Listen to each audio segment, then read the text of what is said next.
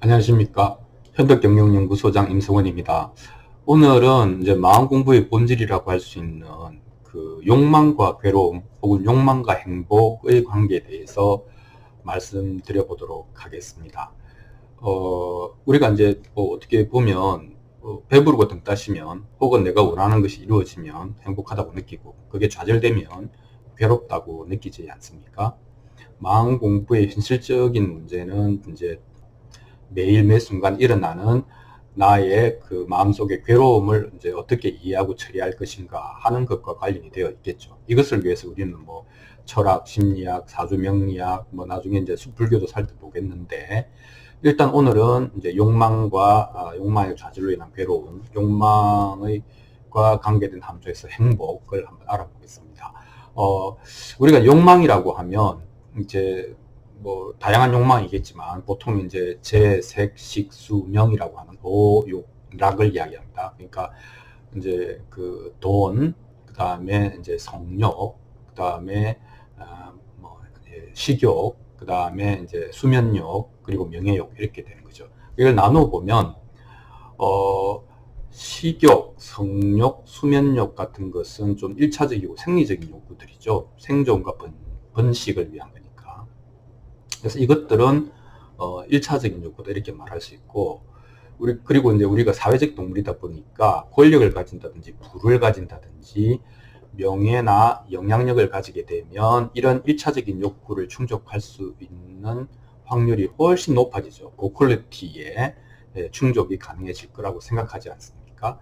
그렇게 해서 이제 이게 2차적인 욕구가 되는데, 인간이 이제는 자연 환경이 아니라 사회적 환경 속에서 살아온 지 수천 년이 됐기 때문에 1차적인 뭐 생리적이고 본능적인 욕구보다는 2차적인 욕구, 즉 사회적인 욕구 중에서도 돈과 권력, 그리고 뭐 명예, 지위 이런 데 대한 욕구가 더 본능적인 것처럼, 뭐 착각인데 어쨌든 본능적인 것처럼 되어 버렸죠. 그리고 이걸 둘러싸고 문제가 많이 생깁니다.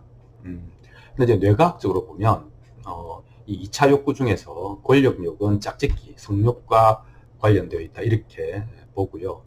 그 다음에 이제 그 재물욕, 그 부에 대한 욕구는 이제 그 식욕과 관련되어 있다 이렇게 보는데, 우리가 직관적으로 알다시피 이 두 개를 명확하게 구분할 수 있는 것도 아닙니다. 심지어는 뇌에서조차 식욕과 성욕의 중추는 서로 옆에 붙어 있어서, 그래서 굉장히 저속한 표현이지만 이 먹는다라고 하는 표현이 이제 두 쪽 다 가능하기도 한 그런 이제 영역이 되겠습니다.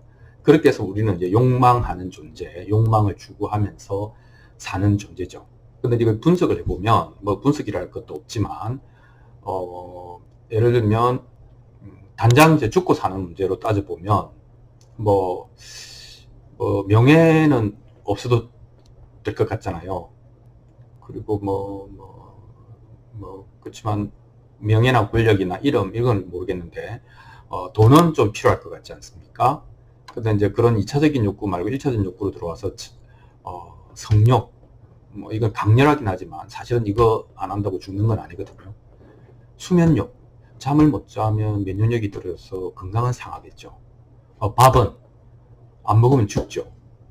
그러니까 우리가 어떤 그 욕망에 대해서 이제 그 통찰할 때에 생리적인 순서보다는 생리적인 순서하고 거꾸로 인간의 심리적인 순서는 완전히 거꾸로 되어 있거든요. 그래서 우리는 사회적인 영향력, 그다음에 성욕을 추구하고, 뭐 잠은 이제 죽으면 실컷 잔다 이런 생각하고 있고, 밥은 우리가 뭐 먹기 위해서 사는 건 아니다 이렇게 이야기하지만, 실제로는 그 중요도, 실제적인 그 중요도와 심리적 중요도는 이렇게 거꾸로 되어 있습니다. 뭐 이것을 어떤 면에서는 전도몽상이다, 뒤집어진 망상이다 이렇게 얘기할 수도 있겠지만, 어쨌든 우리는 생리적인 욕구와 심리적 욕구가 거꾸로 되어 있다라고 하는 것을 우리가 이제 인정할 수 있을 것 같습니다. 그래서 보통 우리가 이제 마음을 공부한다거나 욕망에 대해서 이해한다라고 했을 때 일단 무조건 억지로 누르는 건 아니라는 건 알겠죠. 그렇지만 그러면 어떻게 할 거냐? 이 욕망의 속성에 대해서 이런 식으로 좀 이해를 해 보는 겁니다. 그래서 우리가 이 욕망이 결국은 이제 욕망이 적절히 충족되면 내가 행복한 것이고, 욕망이 격차가 너무 크다. 내가 원하는 것과 심하게 좌절되면 불행하다고 느끼게 되는 것인데, 그래서 되든 안 되든, 충족되든 안 되든 욕망이 행복과 불행감의, 행복과 괴로움의 원천인 것은 사실이잖아요. 생활인으로서 우리는 욕망을 완전히 거세한다든지 하는 것을 원하는 건 아니지 않습니까? 그러면은 욕망과 좋은 또는 생산적인 줄다리기를 할 줄 알아야 된다. 이렇게 이야기를 할 수 있겠죠. 그래서 흔히 쓰는 행복 함수가 결국은 이 행복이라고 하는 것은 원하는 것분에 가진 것 이렇게 되는 것이죠. 그래서 이게 만약에 뭐 1보다 크면, 즉 내가 지금 욕망하는 것보다 내가 가진 게 크면 내 잔이 넘치지 않습니까? 주여 내 잔이 넘치나이다. 이렇게 충만하게 되는 것이고, 거의 어슷비슷하면, 찰랑찰랑 어슷비슷하면 꽉 찬 충만한 인생이 되는 것이죠. 그리고 조금 모자라게 사는 것이 헬시하다, 건전하다라고 생각하는 사람도 있습니다. 하지만 가진 것에 비해서 가지고 싶은 것이 너무나 많을 때는 너무 큰 적자가 나지 않습니까? 그러니까 인생 내내, 살아가는 내내 결핍감에 이제 시달리게 되는 겁니다. 그 결핍이 너무 크면 도전을 위한 용기도 잘 안 나는 것이거든요. 그래서 이제 이번 생은 뭐 어렵다 이런 식으로 이제 좌절하거나 절망하거나 그에 따르는 이제 뭐 자기 포기라든지 분노라든지 이제 이런 일이 일어날 수가 있는 것이죠.